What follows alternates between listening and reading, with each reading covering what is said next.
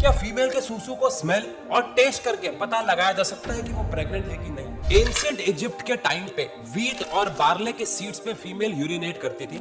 अगर seed germinate होता था इसका मतलब फीमेल प्रेग्नेंट होती थी। सुनने में बहुत अजीब लग रहा होगा, लेकिन मॉडर्न साइंस ने ये कहा है कि कुछ हद तक ये सही था। एक्चुअली प्रेग्नेंट वुमेन के यूरिन में एक हार्मोन होता है HCG, जो ग्रोथ को कहीं ना कहीं तक स्टिमुलेट करता है। यहाँ तक तो ठीक था, लेकिन हद कहाँ हुई? ये माना गया कि जब बार्ले ग्रो करेगा तो लड़का पैदा होगा और व्हीट ग्रो करेगी तो लड़की। एंशिएंट इजिप्ट के बाद एंशिएंट ग्रीस में तो ये माना जाता था कि अगर एक वुमेन वाइन पीने के बाद सडनली नोजिया फील करेगी तो इसका मतलब वो प्रेग्नेंट है। और उनके हिसाब से एक और तरीका भी था कि अगर एक फीमेल अपने ब्रेस्ट पे हनी की कोटिंग लगाए और अगर ब्रेस्ट के ग्लैंड स्वेल हो जाए तो फीमेल प्रेग्नेंट है। और मिडिल एजेस में एक्सपीरियंस लोग फीमेल का यूरिन टेस्ट और स्मेल करके बता दिया करते थे कि फीमेल प्रेग्नेंट है। ऐसे लोगों को पिस प्रॉफिट्स कहा गया। और अर्ली साइंस एरा यानी कि 1920 के आसपास ये तो समझ गए थे कि एक फीमेल अगर प्रेग्नेंट है तो उसके यूरिन में HCG हार्मोन होगा और उस यूरिन को फीमेल चूहे या रैबिट के अंदर इंजेक्ट कर दिया करते थे।